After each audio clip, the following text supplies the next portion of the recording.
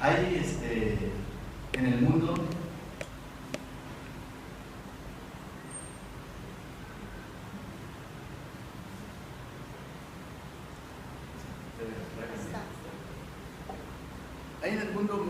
mucho material escrito precisamente dirigiéndolo a los matrimonios.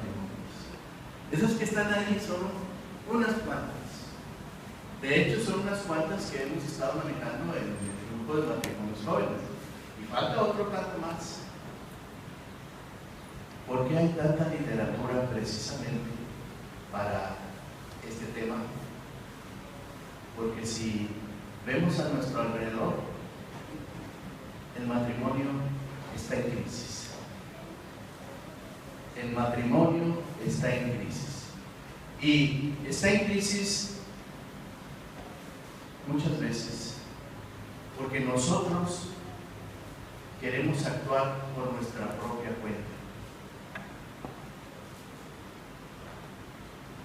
Cuando estamos jóvenes, cuando sentimos ese acercamiento, esa necesidad de estar con el sexo opuesto, buscamos nuestra pareja.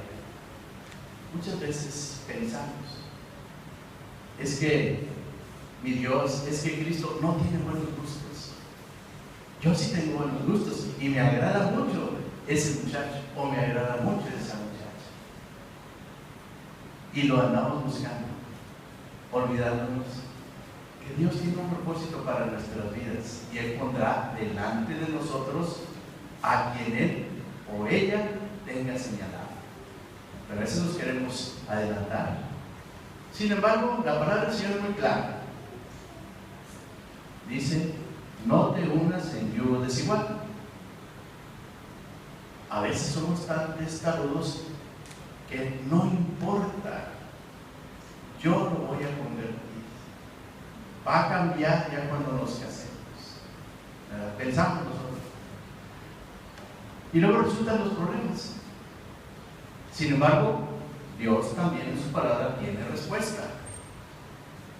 No nos dice, te lo dije, pero sí nos dice que nosotros debemos de aceptar la responsabilidad y las consecuencias de lo que hacemos sin contar con Él. Y entonces, uno de los versículos que leímos dentro de los Salmos nos dice que nosotros los creyentes vamos a ser testimonio y las esposas o el esposo santificará su familia, a su esposo o a su esposa no creyente, a sus hijos que también. Entonces, tenemos trabajo. No es tan sencillo como el mundo a veces nos presenta las cosas y nos dice, hija, prepárate, estudia, no sé a quién te vaya a tocar el marido. O a ti también, prepárate. ¿Por qué? Porque hay muchachas muy exigentes y tú debes de responder como hombre ante tu casa. Y nos olvidamos que precisamente cuando seguimos las instrucciones de nuestro Dios hay bendición. Hay bendición y sobreabunda la bendición. Sin embargo, Dios nos da también esa libertad. Y Él está siempre atento, porque sabe lo que va a suceder cuando no sigue sus instrucciones. Y Él está ahí para recibirnos nuevamente. Nuestro Dios es grande. Tenemos un Dios grande. Él es misericordioso y bueno. Él no nos deja. Nosotros somos los que a veces queremos retirarnos. ¿Queremos que nuestro matrimonio dure? Escuchemos el consejo de nuestro Dios. Sigámoslo. Leímos en la palabra de nuestro Dios, el libro de los Proverbios, un pasaje que toca algunos aspectos de la vida matrimonial o de la vida en pareja. Sin embargo, no es lo único, hay mucho. Y hay algo que nos debe llamar la atención, porque muchas veces nosotros pensamos que ya nos enamoramos, ya nos emocionamos, etcétera, etcétera. Sin embargo, el amor, el compromiso, las promesas, es una decisión. El amor no es una emoción, el amor es una decisión. Y es una decisión porque así lo tiene estipulado nuestro Dios. Y Él, en su gran sabiduría, nos presenta un modelo divino de familia, un modelo divino de pareja, que si nosotros lo seguimos tal cual, no nos tiene que ir mal. Hay un par de versículos en la Biblia que están representados en esto.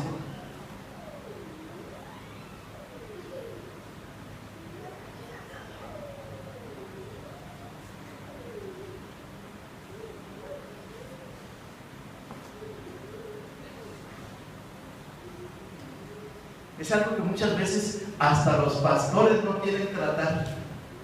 No lo quieren tratar como mensaje, no lo quieren tratar como consejería, porque hay temor. Hay temor a que se ofendan, se sientan y luego después se tengan que ir de la iglesia y se van enojados, etcétera, etcétera. ¿Someterme a quién?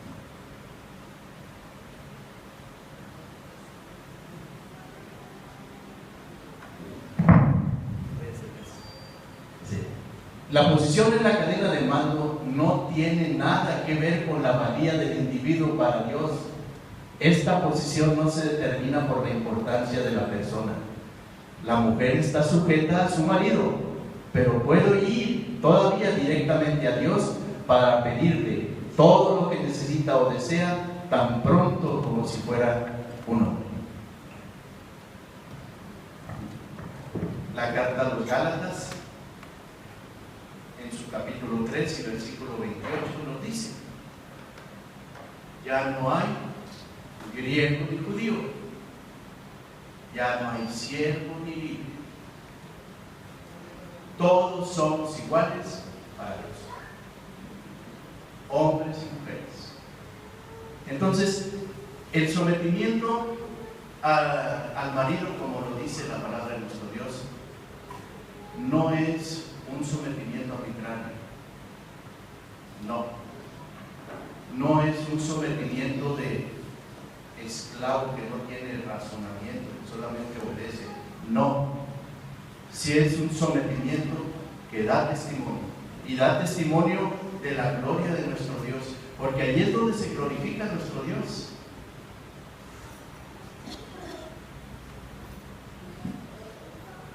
Mundanamente pensamos: el marido de fulana de tal ha sido una persona negativa, constantemente reniega de su familia, menosprecia a su familia, la trata mal, ¿verdad? No va a la iglesia, despotrica para con los hermanos cuando le quieren hablar de la palabra del Señor, etc. Su esposa se mantiene fiel con él. Luego llega el momento en que sufre una necesidad grave el marido, y ya pronto a morir, se acerca a su esposa y le pide perdón. Después de 40 años de matrimonio, se acerca y le pide perdón. Le dice que estuvo mal lo que hizo y que quiere acercarse a Dios. La gente de los lados, las familias, ¿qué le dirían a la esposa? No, toda la vida te hizo sufrir y ahora porque anda muy mal y ya se está muriendo, quiere que lo perdones y quiere ya. No, Señor, que sufra las consecuencias de ese pecado. Sin embargo, la esposa que se mantuvo fiel, y acuérdense también, la esposa de Job se mantuvo fiel, porque al final, y a pesar también de haber renegado, o quererle que él renegara de Dios, se mantuvo fiel y hasta el final permaneció con él. Entonces, la esposa, habiendo estado toda esa vida con él, y al final de la vida de su marido, en esas circunstancias, perdona. Esa es la gloria de nuestro Dios en el testimonio del hermano. No lo que el mundo podía decir. No, es que tú mereces ese castigo, mereces esas consecuencias, mereces no ser perdonado. Sin embargo, la esposa no perdona. ¿A qué hemos venido nosotros a este mundo? ¿Cuál es el propósito que tenemos? Glorificamos a Dios y acercamos almas al Señor. Y aunque sea en el último instante, y si esa persona se arrepiente, los cielos se llenan de gloria, hay alegría, aunque sea en ese último instante, a pesar de que el mundo nos diga, no, no Señor, no te perdonamos. Bien, porque el amor en pareja es para disfrutarse. Si tenemos algún problema, bueno, la palabra de nuestro Dios también nos dice cómo sobrellevar, cómo soportar, cómo alentar, cómo ser testimonio. Bien, sin embargo, hay que reconocer, el amor de pareja es para disfrutarlo y es para gozarse, que es un sinónimo de disfrutar, gozarse gozarse del amor con el esposo o con la esposa. A veces el enamoramiento, que es una fase del amor sacrificial que Dios nos pide, el enamoramiento es una fase, pero ese enamoramiento va a pasar y luego vienen etapas de madurez y de crecimiento del matrimonio. Porque cuando estamos enamorados y que hasta el estómago lo siento así porque voy a ver a mi manejando inquieto. Alguien dice mariposillas, yo nunca sentí mariposillas, yo más bien sentía un vacío, un hueco. Esos mariposillas nunca aparecieron. Pero también es que iba retiradito, y allá mi suegro actual era un poquito serio. Entonces a veces yo le pensaba por acercarme. Y yo trabajaba todo el día y llegaba en la noche y pues como que no se veía muy bien que yo llegara en la noche a visitar a mi novia, pero no había otra hora. Bien, esas maripositas que algunos sienten y que andan muy contentos y etcétera, es bonito, esa etapa hay que vivirla, pero también hay que reconocerla, que esa etapa va a pasar.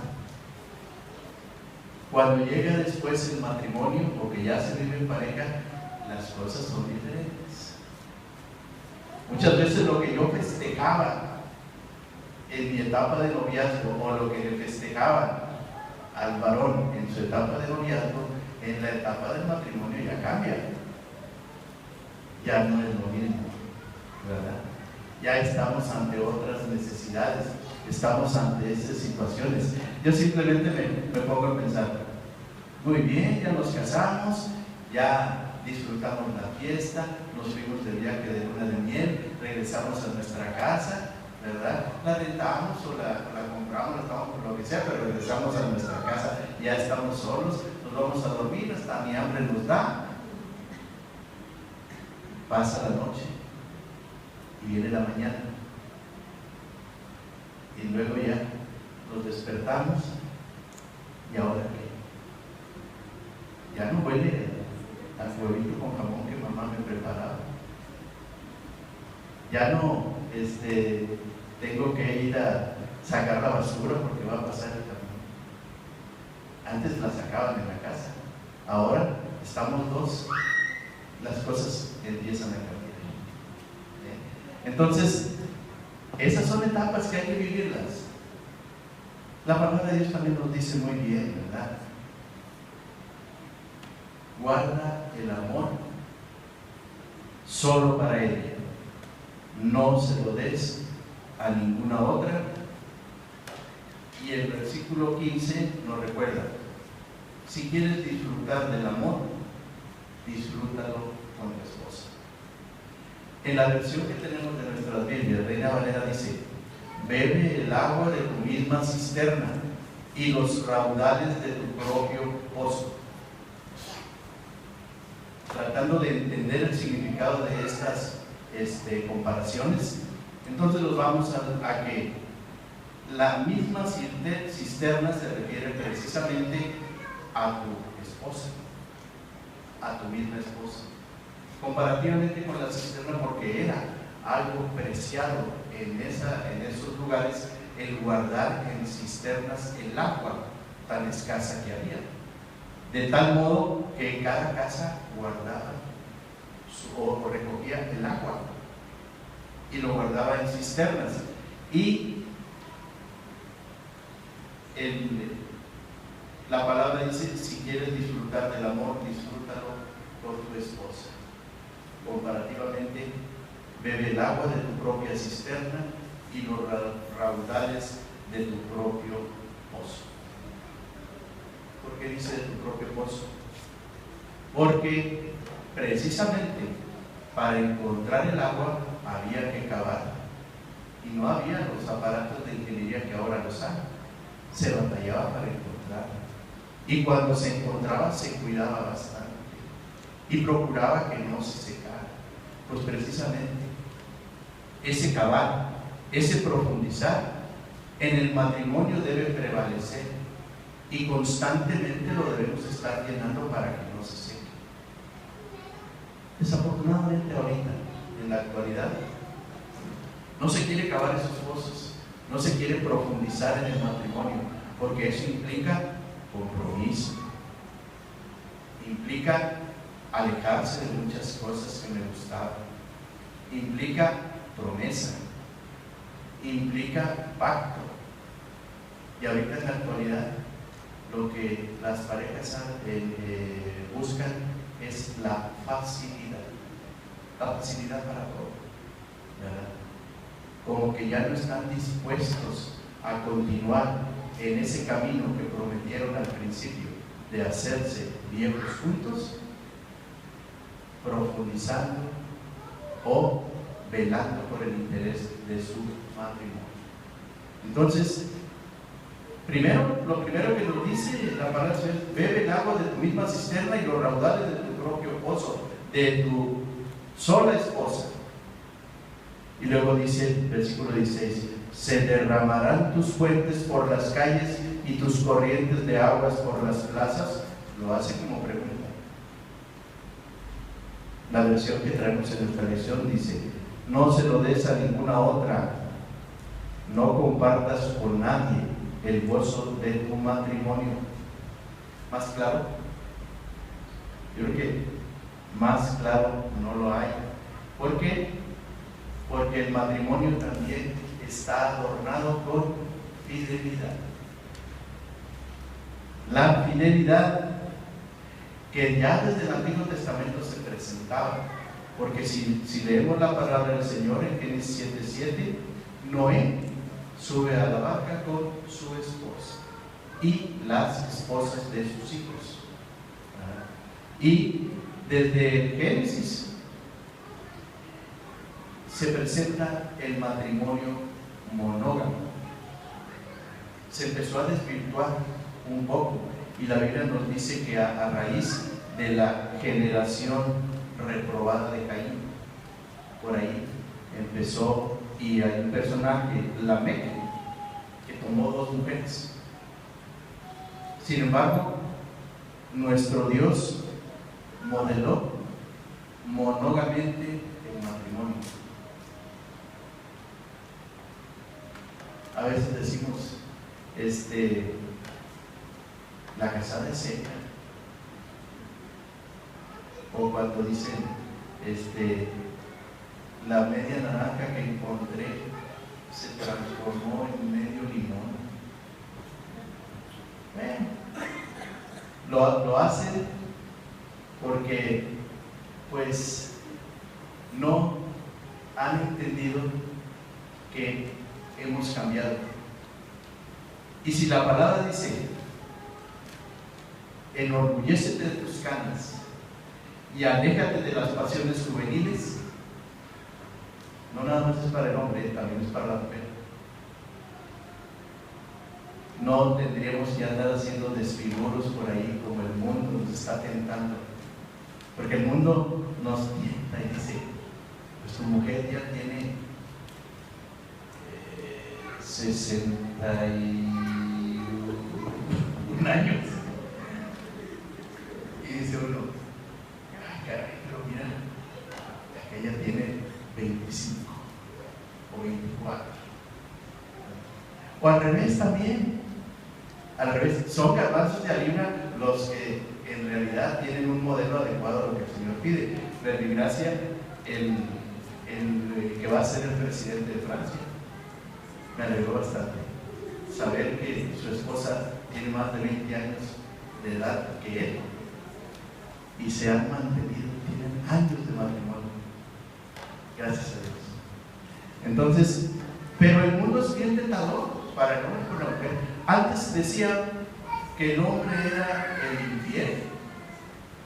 No, el hombre es infiel por naturaleza. Pues en la actualidad, hermanos, estamos viendo que no nada más es el hombre. Ahorita estamos viendo que la mujer, con eso de la liberación femenina y que solamente adjudicaron las cosas negativas del hombre, caray, ya se nos están comparando. Entonces, la fidelidad en el matrimonio es algo que la palabra de Dios nos dice muy clara. No se lo puede, dice, guarda tu amor solo para ella, no se lo des a ninguna otra, no compartas con nadie el gozo de tu matrimonio.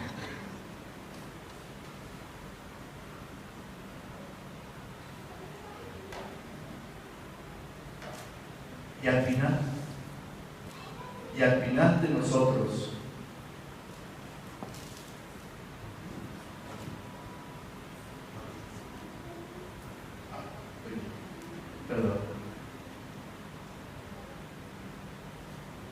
y al final nosotros disfrutamos sabiamente del haber aplicado en nuestro matrimonio la sabiduría de nuestro Dios. Cuando depositamos todo nuestro amor en nuestra compañera de andanzas desde hace muchos años y que hemos permanecido juntos y que nosotros decidimos por mutuo propio, nadie nos engañó, nadie nos amenazó y prometimos, porque a semejanza de nuestro Dios, Dios cumple sus promesas y Dios nos pide que nosotros también, que nuestro sí sea un sí, que nuestro no sea un no. Y si yo dije en un momento, prometo serte fiel en lo próspero y en lo adverso, en la salud y en la enfermedad, Dios quiere que lo cumplamos. Y hay promesa de bendición cuando el modelo que Dios nos muestra es el que nosotros seguimos.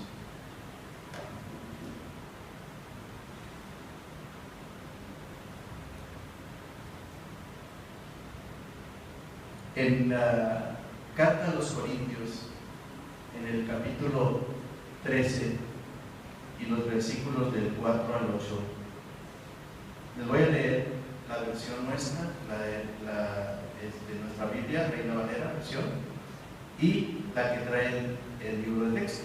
Dice: el amor es sufrido, es benigno, el amor no tiene envidia, el amor no es jactancioso, no se envanece, no hace nada indebido, no busca lo suyo, no se irrita, no guarda rencor, no se goza de la injusticia, más se goza de la verdad. Todo lo sufre, todo lo cree, todo lo espera, todo lo soporta. El amor nunca deja de ser. Pero las profecías se acabarán y cesarán las lenguas y la ciencia se acabará. Nos quedamos nada más: el amor nunca deja de ser. Y la versión de nuestro texto dice: el que ama tiene paciencia en todo y siempre es amable. El que ama no es envidioso, ni se cree más que nadie, no es orgulloso, no es grosero ni egoísta, no se enoja por cualquier cosa, no se pasa la vida recordando lo malo que otros le han hecho, no aplaude a los malvados, sino a los que hablan con la verdad. El que ama es capaz de aguantarlo todo, de creerlo todo, de esperarlo todo, de soportarlo todo. Solo el amor vive para siempre. Y el amor no es una emoción, hermanos, el amor es una decisión. Y Dios nos pide que decidamos por el modelo que Él divinamente nos ha propuesto para nuestro matrimonio. Hermanos, creo, así como dice el primer enunciado, ¿valdrá la pena? Claro que sí. Claro que sí. Pero también recordar que para que esto valga la pena, que para que esto prospere y sea bendecido, debemos de poner en el centro de nuestro matrimonio a nuestro Dios. Amén. Que Dios me lo bendiga.